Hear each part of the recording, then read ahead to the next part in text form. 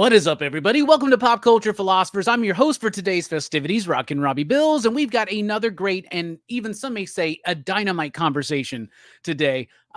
We are bringing in two writers who are currently working on Vampirella Dark Reflections, but they've been working on Vampirella for the last several years, and this is going to be a really fun conversation. By the way, Vampirella Dark Reflections, issue number 4, I believe that's the penultimate issue, releases this upcoming Wednesday. So check that out. So let's bring them in. Without much further ado, give a mighty hearty, warm, and welcome station to Jeannine Acheson. How are you doing? And Tom Sneigoski.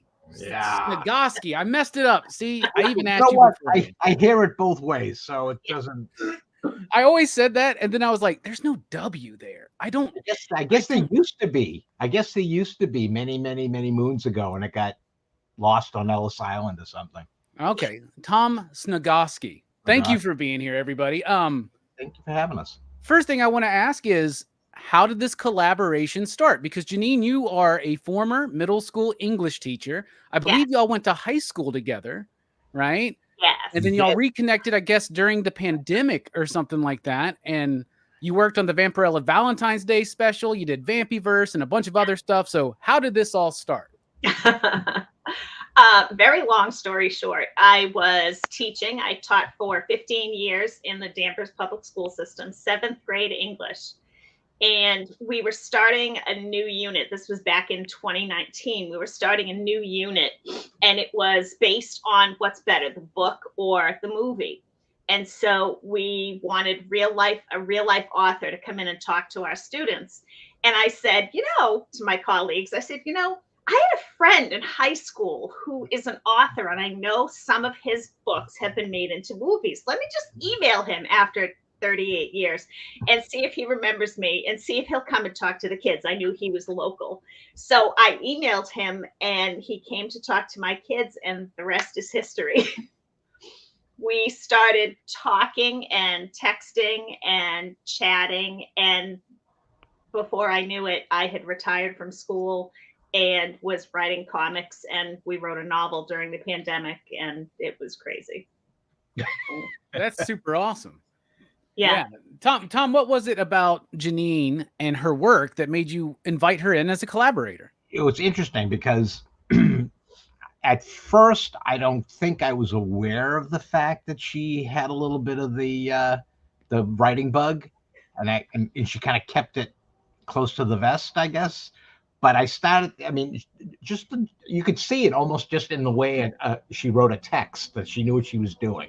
Even texts were amusing, even just the way she presented the text.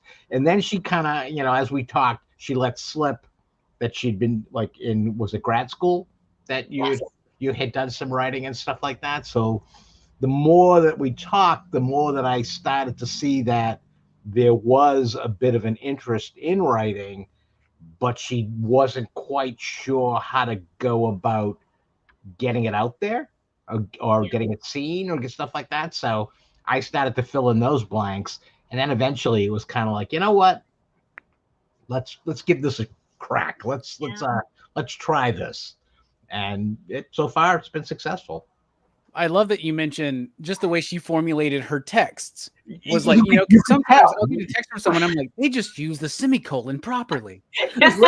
Insane. Well, just a turn of phrase was enough to make me go, there's something here. There's something that, she writes a text well. It's not just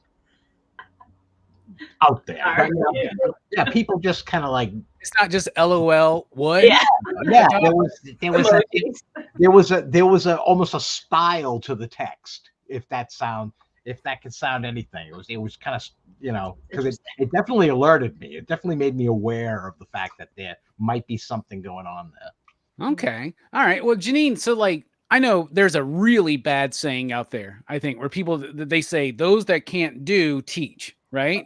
I think that's a bad saying, because I think teaching is one of the most important things ever. I think education is where, not to get too into it, but I think education is the most important thing for a country to spend money on. Yeah. Right? Because an educated populace will help elevate that populace, if that makes sense. Right? Yeah. So what was it about words? What was it about writing that got you interested enough in teaching it? Which is, by the way, thank you so much for doing that. I'm sure I always, because you seem cool. You know how to write a text. I'm sure you were a good teacher. I was the teacher. So middle school is grades 6, 7, and 8. I was the teacher when kids learned over the summer that they would have Mrs. Acheson for a teacher. They would have one of two reactions. They would go, "Oh yeah, I got Mrs. Acheson," and they'd go, "Oh no, I have Mrs. Acheson." Summer is ruined. I had a reputation as being tough but fair, I'd like to say. And there were some kids, there were a lot of kids who really got me, and there were some kids who we were just like two ships passing in the night. But I had always grown up, my mother was an avid reader, and she used to take me to the library with her on Fridays. I can remember being like in kindergarten, first grade, second grade, and we'd go to the library on Fridays, and I could get 3 books, no more, no less. And I'd have like one of them read by the time we got home in the car. But that was like one of the most special times, like Friday afternoon, we would go. My brother and sister were in school. I wasn't in school yet.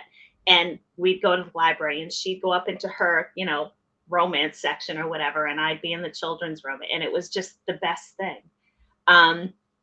Then I decided to go back to school and get my master's degree. And I just wanted to teach because I thought that teaching would be, I don't know, just interesting and fun. And at the time, my kids were in middle school. So that's how I landed in middle school, because I was like, I felt like I knew that age best. And I didn't want to have to teach like math or science or anything, because I don't have the capacity for that. So elementary school was out. And high schoolers were way too scary. So I just kind of settled on middle school. And that's where I ended up. And I did it for like 15 years, and I loved it for the first 12. And then it just got really challenging. And I had been thinking about retiring for a while. But I knew I didn't want to just retire and, go work at Home Goods or something. So then Tom kind of walked back into my life, and I knew that this was the thing that I was going to do, that I was meant to do. It's strange how it all happened. Yeah, that's awesome. Some of my favorite teachers growing up, and the teachers that were most supportive of me, were English teachers. Yeah. And there was this lady, her name was Mrs. Dabbs. She meant so much to me. So she taught the advanced English courses, right? And when I was in high school, I took advanced history and I took advanced sciences, but I didn't take advanced English because, I don't know, like for some reason in my head, I didn't want to like write a whole lot or whatever, right? But when I got into the later years of high school, I had to start doing essays and poetry and all this kind of stuff. And apparently I was pretty decent at it, right? So Mrs. Dabbs taught the advanced courses for freshmen and sophomores, right? But I didn't have her as a teacher till my senior year of my senior year of high school, when I took myth and legend just as an elective, right? Because I just love mythology and I love legend and folklore. And she was like, "Where have you been? Where have you been? Like, have you been at this school the entire, your entire high school career?" And I'm like, "Yeah." She's like, "I wish I would have had you in your freshman and sophomore year." And then I had Mrs. Bidwell, who was the AP English teacher, but I took the AP, like I said, history and science courses, not math. I'm terrible at math. Math sucks. I cannot handle math at all. But I love words and I love story. And Bidwell and Dabbs, they were so influential to me. And not like, so we're talking like late 90s was when I was graduating high school. And comics weren't the most popular thing in 1998, 1999. And they were so supportive. Like I remember in Myth and Legend, I came up and did a presentation on Viking and Norse mythology in comic books through the Thor comic. And she, like Mrs. Dabbs, was fascinated with it and loved it, and like got in front of everybody and said, this dude knows what he's talking about, blah, blah, blah. So teachers can be very, very important, especially even on a subject that a lot of students don't think they're good at all. Yeah. So that was really, really cool. Yeah. Tom? Yes. Were you good at English when you were in high school? Oh yeah. And I had that teacher also, Mr. Curtis, who was one of those guys that was incredibly encouraging, but would never say you were good. So it's kind of like he would kind of instigate, but he wouldn't tell you that you were actually achieving everything that he was putting in front of you. Yeah. Oh, but I would hear it from other teachers. Hey, I hear you're pretty good with that story stuff, that type of thing. So, he was incredibly influential. Yeah, he was incredibly influential. So when y'all reconnected, y'all worked on a novel together, and I know you basically did that through Skype or something, right? Yeah, we did it. That work? Yeah, on Skype. Well, it was funny because right after Tom had come to my school, that was in like November of 2019. In March 2020, shutdown happened. So I was home and I was teaching, from my house, but classes weren't like meeting. It was just kind of, assigning work and then grading work. So I had a lot of time on my hands, and Tom and I were just kind of hanging out and texting and still talking. And I was writing a little bit.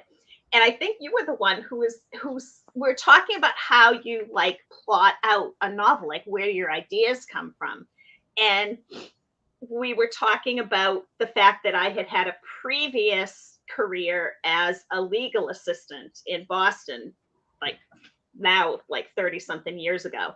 And he was like, yeah, like your character could be a paralegal, and this could happen and that could happen. And before we knew it, we had an outline of a novel, and then we started writing it. And our original intention was to like him write a scene and then me write a scene, pass it back and forth. But I had never like written anything, more than like an essay or a story for my students. And I'm like, I don't know how to do this. So I was like, I wish that we could I wish I could sit beside you and kind of just like watch you and have you think out loud as you work. And he was like, well, we could get on Skype, but then, you can't really see my screen. I'm like, wait a minute, Google Docs, we can do Google Docs. And so Tom had to learn a whole new application, which and that's hard. That's hard to do. So kudos to you, Tom. Yeah. I'm a caveman. I mean, I have my ways, and I don't like to go beyond that. Yeah, but now we've got new ways, so that's good. But we started writing the novel that way, where we'd get into Google Doc and we're on Skype, and we started that way, and we just kind of never we never went to the, passing it off, like writing alone and then passing it off. We just never got there because it was too much fun. And we wrote a 500-page novel in like 7 months over Skype. So yeah, and we just like that for the most part works for us. Like 99% of the time it works just perfectly. That's awesome. That's how we write. Yeah, it was crazy. So how did that lead, Tom, to you inviting Jeannine to be your collaborator in comics, which is a completely different medium, right? Like a whole different thing. Yeah. And the thing is, I was completely aware of that, but we had such success with the book that when Joe Rybant over at Dynamite said, hey, Tom, you want to write the Vampirella Valentine special for what year was that? 2020, I think. 2020. And I was like, yeah, 2021. And I was like, yeah, all right, I'll do it. And then I was like, hey, wait a minute. This could be a great way for her, Jeannine, to get some cred. We wrote a ginormous book that still needed to be edited and the whole 9 yards. But if she writes something like this with me, she's going to immediately get a credit, a writing credit. So it'll be nice to start that process. So I asked her she freaked, of course, because she's like, I have no idea how to write comics. And I said, then That's we'll my do first it. response always. Yeah, Freak we'll out. do it just like how we did it with the book. I will show you the steps. I will go through all the machinations of how I pull stuff together, and we could do it. So she bent a little bit and said, "All right, I'll give it a try." And it was an interesting process. It was. It was an interesting process. Yeah, I still remember she it. she did not take to it immediately. No, Yeah. it was very intimidating because Vampirella's been around obviously since like 1969. She's almost as old as I am. And she has a history, and there's a canon, and there's all kinds of things that have been set up for her. And so I kind of had to, I mean, I knew Vampirella a little bit. I had not read a lot of the comics, but I knew who she was. And so we had to, Tom was kind of like cherry picking pieces from different like lineages for her. And we put together a story that I had to do this. So I still have it. Oh, nice. Those are her notes. Those are my notes. Those were stuck all over like a bookcase in my living room. Yeah. You're like that. You're like that detective trying to find the new serial killer, and you get like threads and thumbtacks. That's exactly what it was. That's exactly what it was like. There was so much information, and it was the character of Vampirella. Plus, at that point I had written a novel, but I had never written a comic, and that's completely different. So on top of all the Vampirella stuff that I didn't know but needed to know, I also had to learn how to write a comic book, which I only really grasped, I think, maybe a year or so ago. And we've been writing comics for like 4 years. Is the main difference like a visual difference, like where you're writing for a visual medium, you're writing for an artist to interpret that? Was that different than being just a novelist? Yeah, much different. I think there's a weird. I always describe comics as being almost more mechanical. Yeah. Because there's all these steps that you have to do to get it to all come together. Whereas a novel, you're sitting down and you're just kind of letting it flow through your fingertips. Yeah. Your brain through your fingertips to the keyboard. So she had to learn a lot of the mechanics, of how you get this all down so an artist can interpret it. Yeah. And also, she wasn't that big of a comics person. She really didn't know comics all that well. So I had to kind of like give her things to say, read this and really pay attention to it, like the artwork and the dialogue and the plots and so she had to learn comics as well as how to do comics. Yeah, I bet pacing was a big part of that, right? Because like pacing is something in all writing, but pacing for a comic is a little bit different. Like no 20 panel pages. We're not doing that, right? No. And when you write, so the big like thing that they always say about writing is show don't tell, right? Mm-hmm. And that's mostly in like screenplays, right? Which I think comic scripts are very similar to screenplays, right? Yeah. Because you're interpreting it for something visual, right? Yeah, in a novel, I mean, that's still a part of it, right? But I think in a novel, you get to like, as the character sees a room or an experience, you kind of bring it up, right? But for comics, that's got to be different, right? Yeah, it's completely different. Yeah, completely different. Yeah. Because with comics, you're always thinking about how cool is this going to look?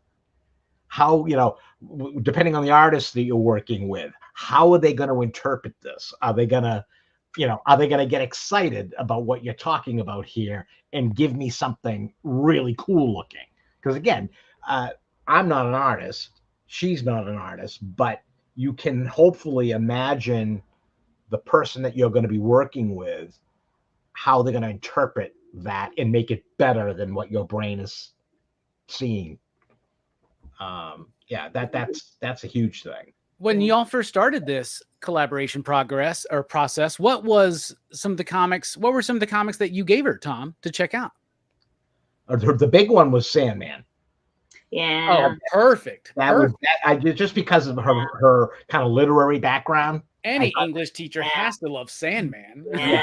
And it was funny because at first you could kind of see, I don't know if I'm up for this, but it didn't take all that long for her to just kind of dive into that and really enjoy it. And even like reading comics, there's a learning curve to reading comics too. Yeah. And I'm finding that out because now, of course, like I read a comic and I know exactly how to read one, but I have been giving my great nephew, who's 5, comics to read with his dad and his mom. And they're like, yeah, like this one's really easy. This one we can really follow. I'm like, yeah, there's like a progression. Like you have to like read the things in the right way. You have to make sure, if you have a double page spread, you're going to read all the way across. And like he's starting to pick up on it too. And he's like, I think I've turned him into a little comics nerd already. That's awesome. That's all. 5 is when I started reading comics. So that's the prime. Yeah. Like he'll be a fan for life. Yeah. Yeah. Especially if he finds the stuff he likes. Yeah. Yes. Yeah. I remember because I started reading them, like I said, when I was 5. So like that language was something ingrained in me. That's actually how I learned to read. Was through comics, right? Like I was like super into them. And at the time it was John Byrne's Superman. It was whatever's going on at Fantastic Four at the time. And I used to sneak into my stepdad's closet and pick up his Savage Sword of Conan way too early. And I guess, unfortunately or fortunately, he didn't have any Vampirella comics, but I would have dived into those ones too, 100%. Oh yeah. I loved the visual medium because my stepdad was the one who influenced me to get into comics. And my mom was like the movie fan, right? And she was a horror movie fan. So when I'm like 6, 7 years old, she's showing me stuff like Hellraiser and Child's Play and Nightmare on Elm Street and Friday the 13th. And I'm the person I am today because of that, right? And comics and movies, I love the collaboration process. I keep saying progress between the visual artist and the writing, right? The dialogue, the pacing, and how they work together. And I know a lot of people that work in comics say that one of their favorite things is that collaboration process where they get to see how it works pacing wise and visually. Like you got to think of the page visually. You got to think of the layouts. Tom, do you think of layouts when you're writing these things? Do you think of like how it's going to be broke down? Do you do thumbnails or anything like that? I don't thumbnail because I think that would take too much time, but I'm kind of thumbnailing in my brain when I usually do everything by hand first. Like scroll out, like plot out, like all the beats of the storyline, like and then I take that and make it a little more official. Yeah. But yeah, I mean, I definitely see it inside my skull as far as like what's going to be faster, what's going to be the big reveal. You turn the page, you get the splash page, that type of thing. And then you're like, why did you put an ad right there? Like you messed up the whole thing. It's so funny because you would think that your editor would not allow an ad to get put someplace there, but it does happen. Yeah. I'm glad that you showed her Sandman. Sandman's one of those books. I'm a retailer as well, right? I've been working as a retailer for over 20 years at this point. Oh, wow. And I always tell people when they get into Sandman, I was like, okay, this might ruin comics for you for like 6 months, but just bear with it. We're gonna stick with it. And like Sandman's one of those things. Even when I reread it, I'm like, man, most comics suck compared to this, right? So it's almost like a reminder. It's a high bar. So Jeannine, what lessons did you take from Sandman?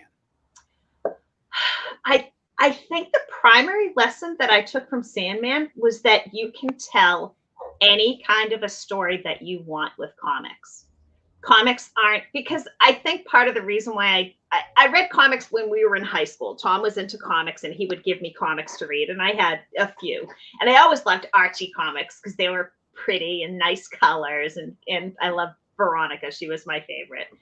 But I think reading Sandman taught me that comics are more than just superheroes, and that you can tell any kind of story in comic form. And some of the most amazing stories that I read were in Sandman. They were just incredible. Sandman's great because it's a story about story, right? Yeah. And like that's totally a writer's kind of book because it's about it's not just about mythology and it's not just about the lore and the mythos that's being developed with these endless characters, but it's very literary. It's very much about story. It's a story about stories, which is my favorite type of story. So that's the perfect thing to introduce you to, but also very intimidating. Like, here's one of the greatest comics of all time. We got to do that. Here's the Holy Grail. You'll probably never achieve it, but read it anyway. We got to keep reaching, right? Tom, when you were reading comics back in the day, where were you involved in? Like, what got you, like, what kind of stuff were you reading? Because I get a lot of like pulp and horror vibes from your work. Yeah, I mean the pulp stuff. I think I was attempting a lot of the pulp stuff way too young, but I was just drawn to those James Bama covers on Doc Savage. I just could not keep myself away from them. So I would buy them and I would try to read them, and they just were so above what I was capable of at that age. But comics were way easier. I mean, the Jack Kirby Fantastic Fours, and Kirby is like, that's my favorite comic of all time, by the way. Kirby's Fantastic Four. I mean, that's it right there. Yeah, as far as superhero books, you can't get much better than that. Yeah. So that stuff was really cool. And then as I got a little bit older, Bernie Wrightson started Swamp Thing, and I was totally sucked into that whole superhero-y / horror type stuff that to this day absolutely fascinates me.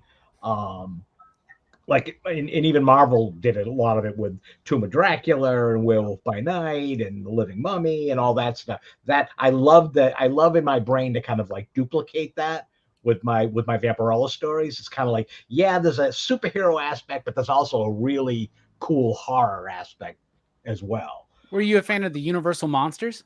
Oh yeah. Oh good Lord. You got to be, right? Oh yeah. You can't not be in this thing, in this kind of business, and not be infatuated with that, as well as like the Hammer horror stuff. I love it.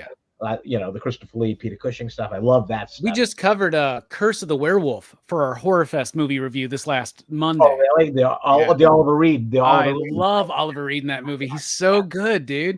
Like, I love Lon Chaney Jr., but Oliver Reed took it to another level with that tortured, tragic, cursed soul kind of thing, right? Such an amazing design, too. Yes. Great werewolf design.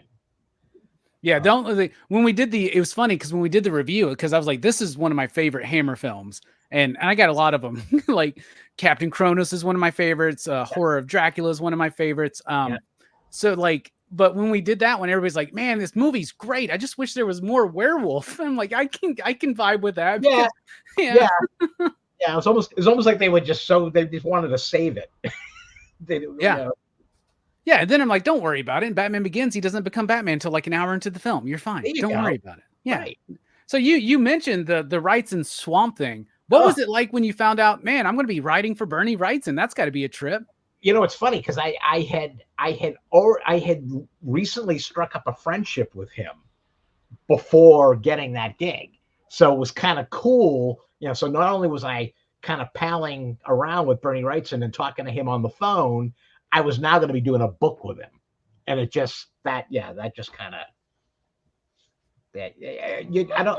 don't think you're mentally prepared for that stuff when you're a comics fan, and you actually start doing comics. That's mind blowing enough, but when you actually start working with some of your heroes, that's bonkers. It's almost like you can't quite wrap your brain around the fact that you're doing it.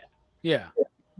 You gotta get over did you have to get over any kind of like imposter syndrome to be like, I cannot believe I'm writing a script for Bernie Wrightson, one of the greatest. Imposter syndrome is a daily occurrence. I mean, it's like you when you sit down to do whatever you're working on at the moment, you always got that, what the hell do I think I'm doing? Am I, but you get over it. You got a deadline.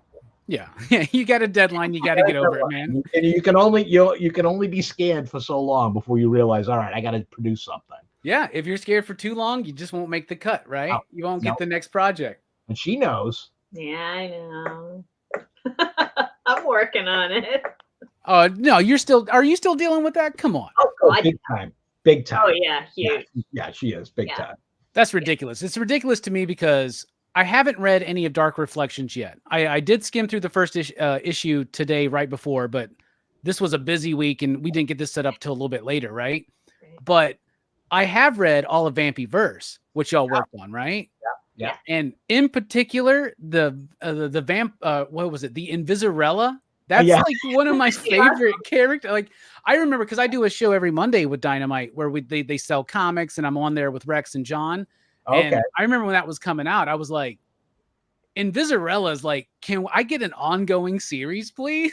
Like I think this is such a great idea. I think it's awesome. We had such fun coming up with the weird alternate reality Vampirellas. That was a blast. Yeah.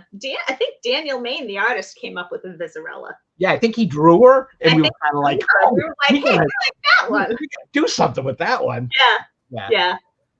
So Heck let's talk about collaboration. Yeah. He's awesome. He's the best. And James Whale's Invisible Man is one of my favorite of those Universal monster movies. It's just got such a nice, fun, snarky, and not quite right sense of humor about it that I think is so cool. So cool. So Vampirella Dark Reflections is kind of a spin-off of Vampyverse, right? Yeah, it kind of like picks up because we introduced a character in Vampyverse who is a daughter of a Vampirella from one of the alternate realities. And we use her as our like focal character in Dark Reflections. Yeah, and she's like, so then there's a Vampirella that's like against her or something like that going on. Like, tell us a little bit about this book. Yeah. What you wanted to go ahead, Jeannine. Okay. So Lilith is now a member of the Reality Corps. The Reality Corps is I don't know. Didn't you describe it like a Starfleet or something? Where like a police force. Yeah. They kind of just check and make sure that all the Vampirellas in all the various universes are okay. And one of the Vampirellas, the Vampirella in this universe, is not okay. So they send Lilith, a brand new member of the Reality Corps, to check on her. And hilarity ensues. I was just going to say hilarity ensues. So, yeah. Well, we know that Tom has quite the history with the character Vampirella. I mean, I think you might be considered the only tenured writer of Vampirella at this point, Tom. Yeah, I've done a lot of Vampirella. Yeah, you did the Harris stuff back in the days, and then you came back and did some more. What was it like for you, Jeannine? Did you do a deep dive? Did you read the Warren stuff? Did you read all of Tom's stuff at Harris, or did you just trust him and just go with your gut? A little bit of both. I read some of what were you working on when we started hanging out 5 years ago? Was it Vampy Strikes? No, it's Vengeance. The restarting of Vengeance of Vampirella. That's right. Okay, so I read some of that, and then most of it I just kind of trusted Tom on, and he kind of gave me the quick.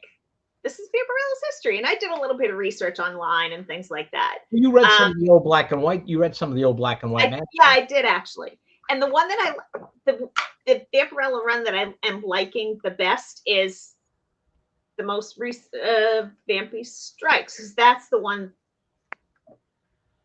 you did like recently.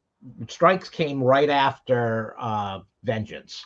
Yeah, I think that was the one. Yeah. And I'm also liking the one that you're doing now too, because I get to see things before they go to the publisher. That one has that's been announced. We can talk about that. Just hasn't been put on a schedule. Yeah. Which one? What's that one? That's a Vampirella Armageddon. Yeah. Which it spins out of the last Vampirella Strikes. Yeah. So is it like a giant multiverse? Like everything's coming to a close? Like what's going on there? I haven't quite decided what I want to do with it yet. I'm kind of like, I kind of wanted to, like each one of my big Vampirella runs, I kind of do something a little bit different. Like my Vengeance of Vampirella was kind of like a wrap up of a gigantic story that I'd started 25 years ago with Mr. Snakes and the whole thing. And then Vampirella Strikes was taking that world and bringing it up to being a little more civilized again. And she's almost like a cop. She's working for the Danse Macabre and stuff. And then this one, she's still the cop, but she's kind of deciding that she wants to step back a little bit and be kind of like the protector of a lot of these strange creatures that are living in the world. But something happens which throws her into another reality so it's almost like Vampirella the Barbarian. We kind of have like a little bit of almost like a sword and sorcery feel with a little bit of horror thrown in. But I haven't quite, this thing's percolating. I haven't quite decided where I want to go, where I want to take it to. Okay, that's super cool. So But the Jeannine, That's scary. Jeannine, were you a horror fan to begin with? Yes. Like horror in general. Yes. Since probably since high school. Like Tom and I used to go to the movies all the time, and he'd drag me to all kinds of weird stuff. But yeah, I've always liked horror, always. And like read Edgar Allan Poe, and yeah, my bookshelf is full of it. Stephen King, all that stuff. So yeah. Oh, yeah. Stephen King, there's so much output from him. It's ridiculous. He's like one of the most prolific writers I've ever known. It's like a new book every 6 months. It feels like steel today. But why did it take 20-something years to finish Dark Tower? But whatever, it doesn't matter. Are you a movie fan, Jeannine? Yes. What horror films do you really like?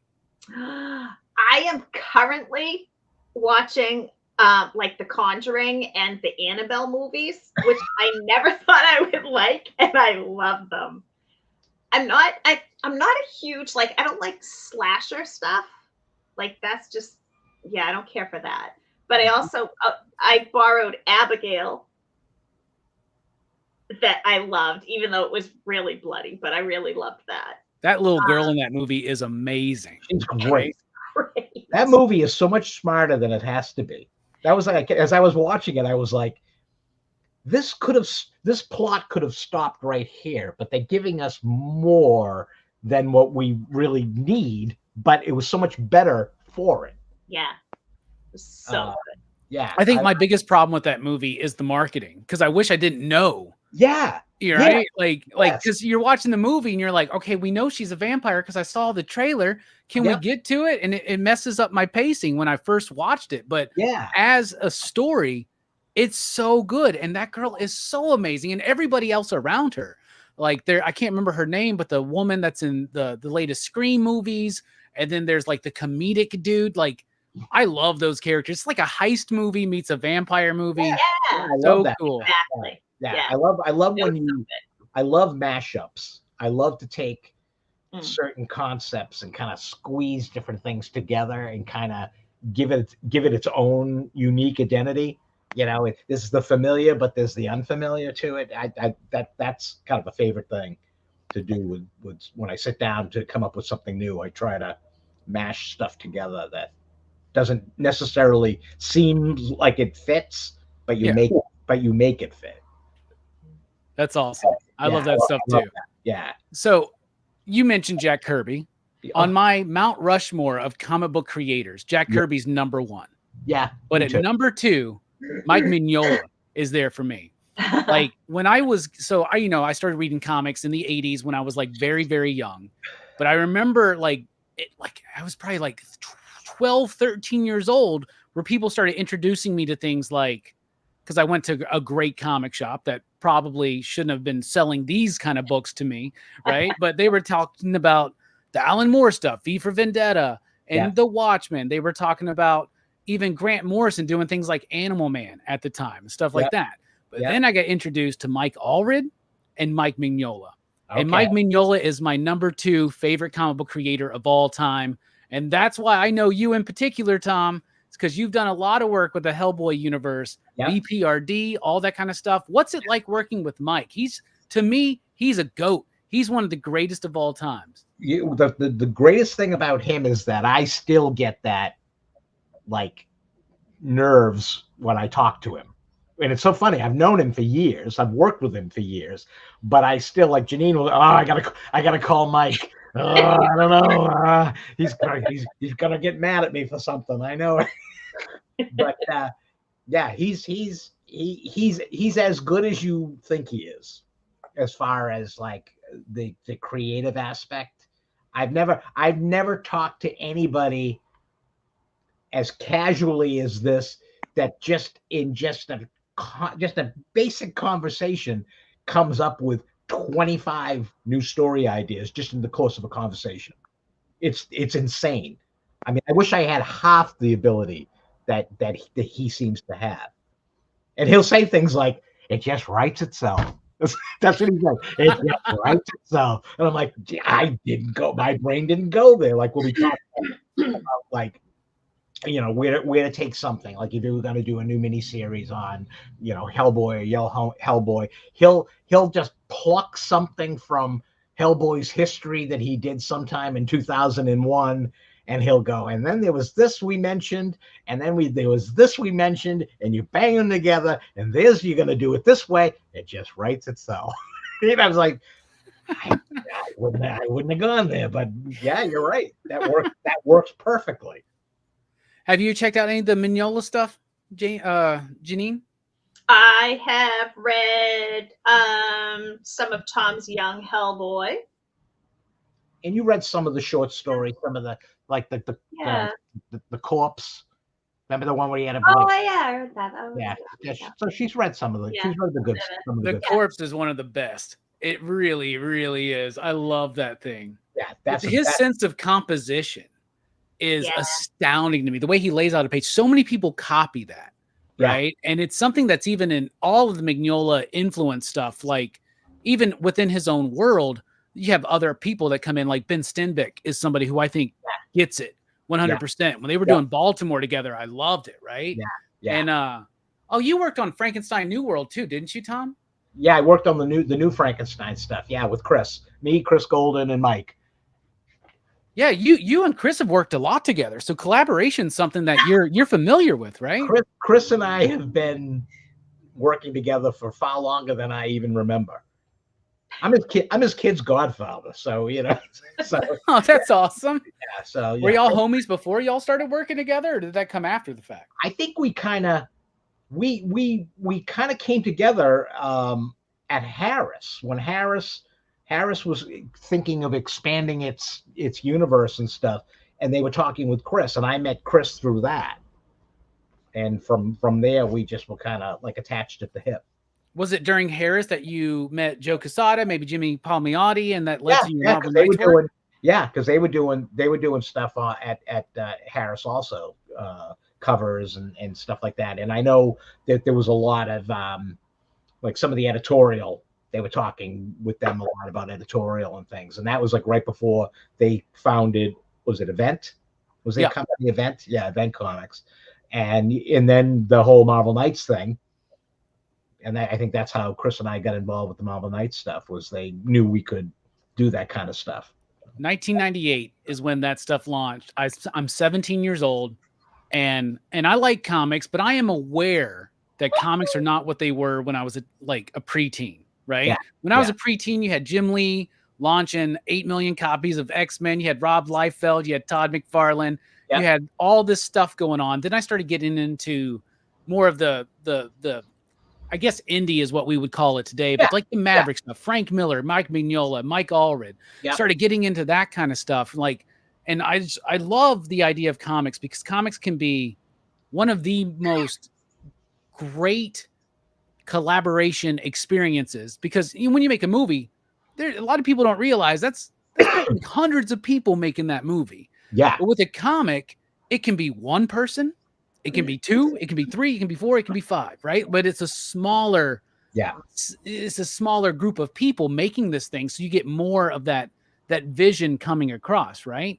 And I love comics that are just done by one person. Like when Mike does his Hellboy stuff and it's just him, that's some of my favorite stuff out there. Yeah. But I love it when other people get brought in, like when he did Hellboy Weird Tales and he brought in other artists. And I remember being that kid being like, oh, I don't know about other people drawing Hellboy. I just don't know about this. But then like Duncan Fegredo, Richard Corbin, Yeah. they nail it. But it all comes across with Mike's like sensibility about comics. Well, Like he's very specific about who does stuff. Yeah. He's not like, yeah, go ahead, I don't care. No. You have to kind of pass some tests before you are allowed to play in that. He's very discerning, right? Yeah, before you're allowed to play in that sandbox, you really kind of have to know. You have to kind of think like him in a lot of ways. Yeah. I've met him at a couple of cons, and he's always been very gracious with me because all I want to do is fanboy out. You know what I'm saying? Just be like, you're the best, man. He's just like, he just takes it with like so much sophistication. Like I love his work. I think he's absolutely amazing. So this Vampirella book, this is issue 4 comes out this week. Is it that's the penultimate issue? There's like, this is a 5-issue series, I think. 5-issue series, yeah. All right, and it's set up for more to come, possibly, right? It's set up for more to come. We want to do more with like the Lilith character and the Vampyverse and all that stuff. Yeah, we've got all kinds of stuff just ready and waiting for us to.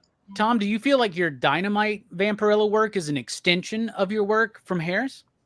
Oh, without a doubt, because that's how Nick Barucci got me to come back.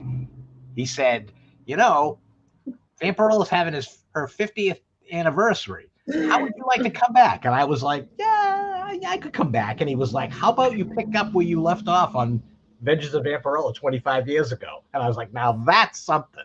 That immediately got the pistons started firing on that. So, yeah. Are you aware of what Priest is doing on his run? And Christopher Priest, great dude. I got to meet him. I love his stuff. He did Black Panther alongside your Punisher work during the launch of Marvel Knights. Yeah. Are you familiar with that? Yeah, I definitely am, but I find it very, very interesting that you can have two different interpretations of the character, which makes the creation of the Vampyverse explain everything. So it's kind of like there are all these various Vampirellas from all these realities. So Priest's reality is his reality, my reality is my reality, and there could be, other people who come in and want to do a different take on the character. That could be that reality. So I think by allowing us to Jeannine and I to create the Vampyverse, we've kind of solved continuity issues. Yeah. So I remember describing that on my channel as it's like the one with Jet Li meets Vampirella. Yeah, a little bit, right? Yeah. That's actually a good description.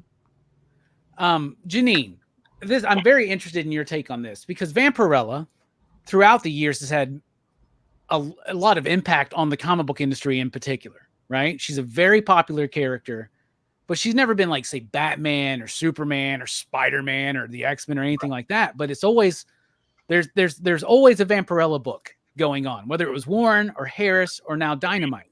Yeah. And Christopher Priest, for instance, mentions like when he first started his run, I remember him saying like, I want to take this back to the feminist roots of Vampirella, which meant that like to him, like Vampirella was a scary force, but also very empowering, right? And like owning herself and her identity, right? And then a lot of stuff, Vampirella for a time became part of that bad girls like kind of vibe throughout the 90s where you had like Witchblade and Fathom and so many of these other things going on, right? So Vampirella's gone through a lot. What is your take as a woman on Vampirella, and what do you feel like you bring to the character today? That's a good question.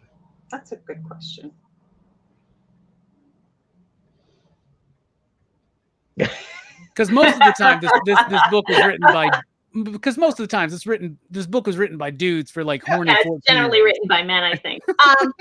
It's interesting. I think. What'd she do?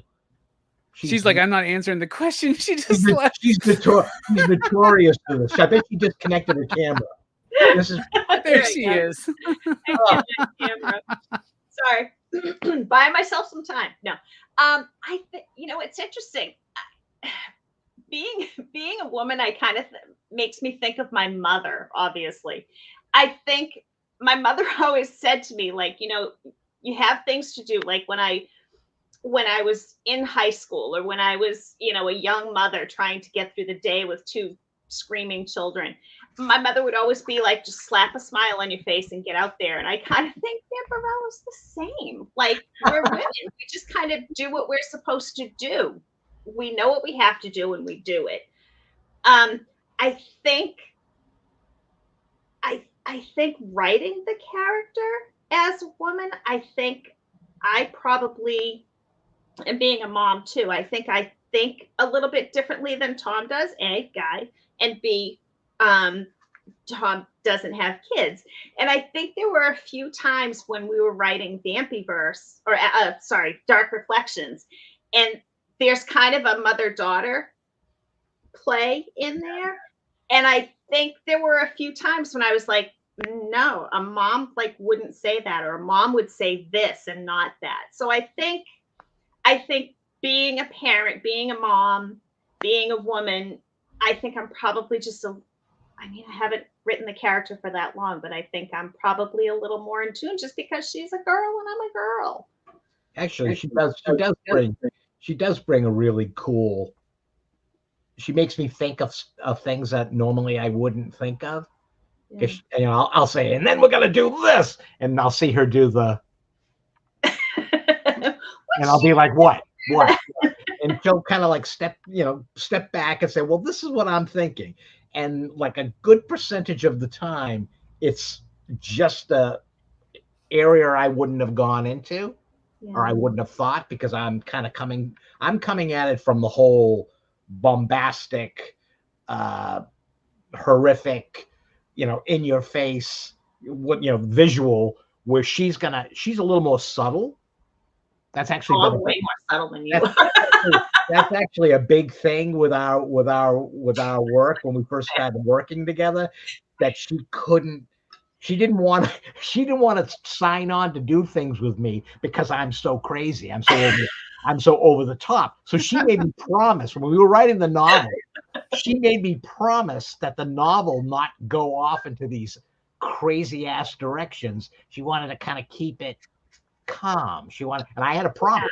I'm surprised she didn't make me sign a document. But no, I didn't. But I think I remember my thinking at that point, because at that point we were writing the novel. I was still teaching. I was still employed, by the school system, and my friends knew, all my teacher friends, my family, everybody knew that we were writing a novel together.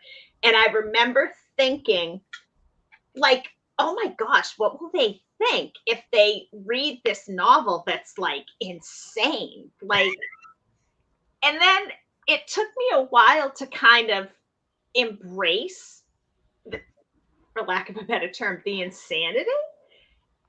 And I think it probably took me about, I think we were by the time we finished with the novel, and by the time we started writing that first Vampirella comic, I think I was like, yeah, okay, let's just do this. Like, enough with the subtlety. Let's just move along. It sounds like you both have influeînced each other, right? Like, yeah. Oh, yeah.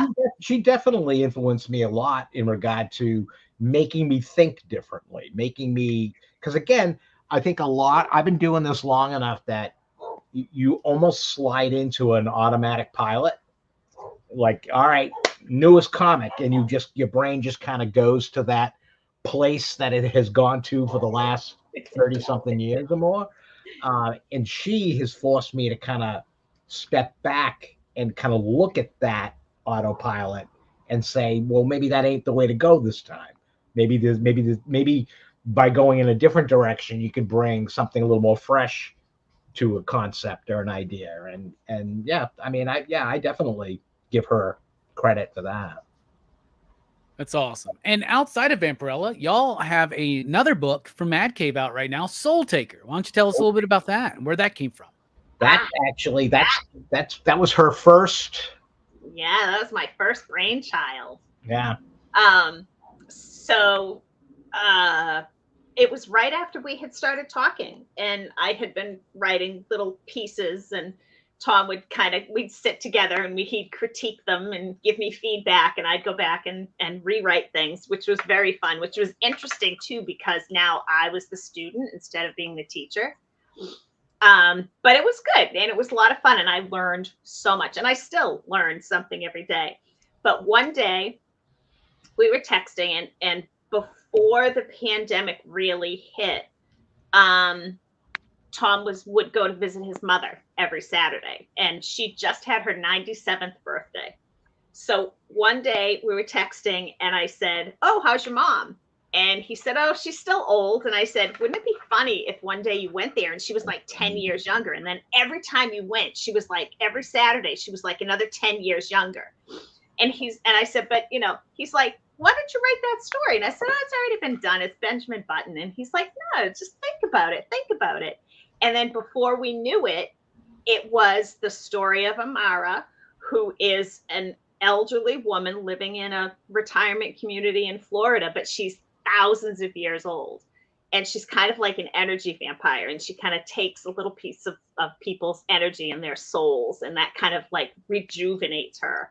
And it became, a few years ago, probably 2 years ago, we sold the idea to Mad Cave Studios and it became a comic. And I couldn't be more surprised. Well, we've all met tons of energy vampires in our real life. Oh, yes. Oh, yes. Yeah. What's it like working with Mad Cave? Mad Cave's terrific. Yeah.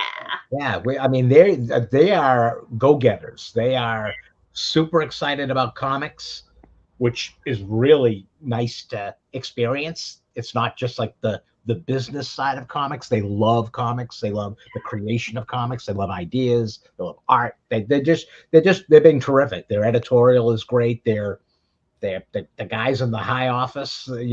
Mark is really cool. Mark's a cool dude. He's a very cool dude. Yeah. Actually, the two Marks is Mark London, who's amazing, and there's Mark Irwin. That's right. Who actually was an anchor for DC, who's now their president. And he's fantastic too. He's the one that got us. He dragged us into Mad Cave. I was talking with him because I used to talk with him all the time because he was an editor over at Insight Editions, a book publisher, and I had done a book with him called the Atomic Frenchie, and he went from Insight Editions to Mad Cave. So I kind of like, "Hey, where are you now?" And he's like, "Oh, I'm here, and we're doing all this cool stuff. Got anything? And then I remembered we had been putting together a pitch that we didn't really know where it was going to go. And I was like, "Hey, you want to take a look at something?" And he was like, "Yeah, I'll look at it." And before we knew it, he was like, "Oh, this is really good. We like this." That's awesome. Mad Cave's kind of going through a renaissance of their own. I think they're celebrating 10 years this year. Yeah. Right. And they've been picking up some licensed properties like Flash Gordon and Dick Tracy, doing great stuff with that. But they got a lot of cool like original ideas, like y'all's book. There's a book I just read, Kosher Mafia, which is a Jewish inspired like gangster movie and like story. Like I loved it. I thought it was so cool. I find a new publisher who's willing to kind of tell stories that I'm not familiar with.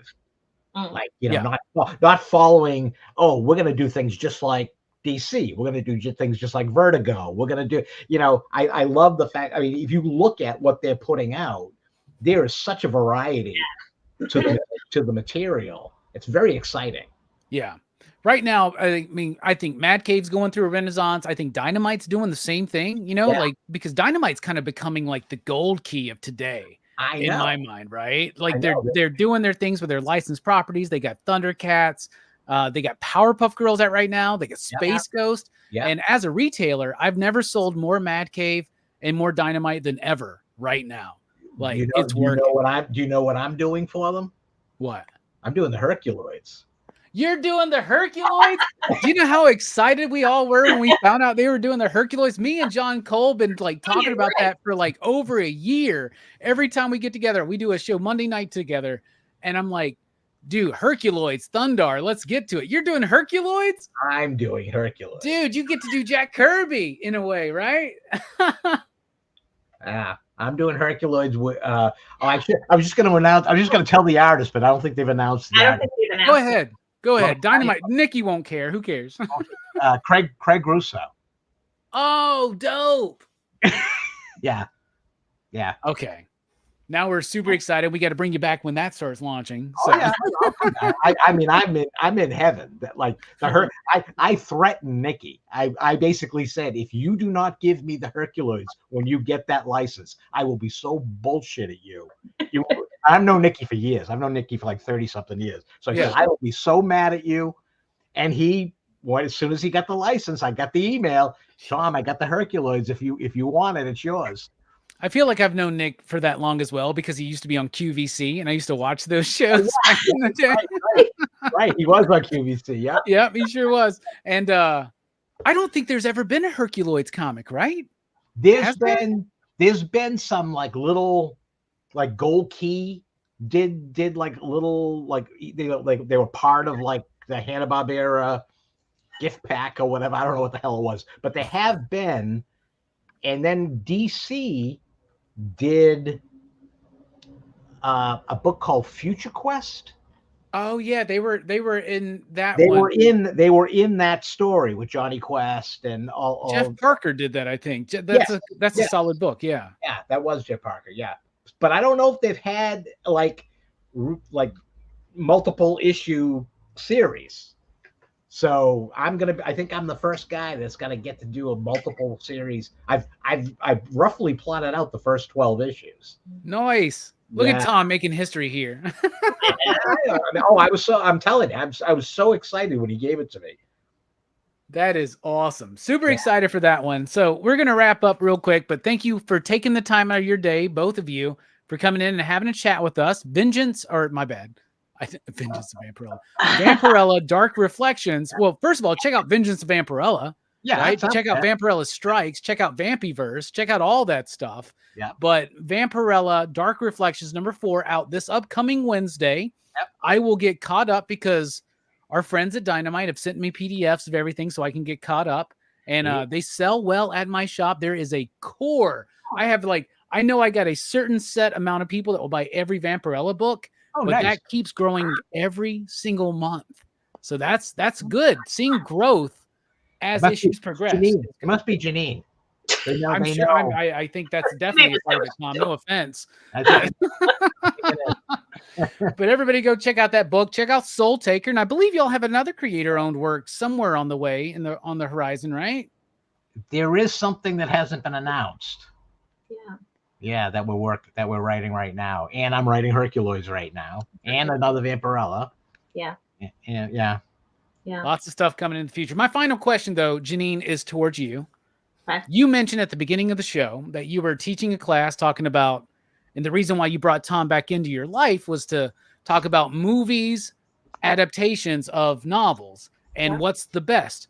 I mean, let's just be honest, right? Like, it's usually the novel, right? Yeah. And it was funny.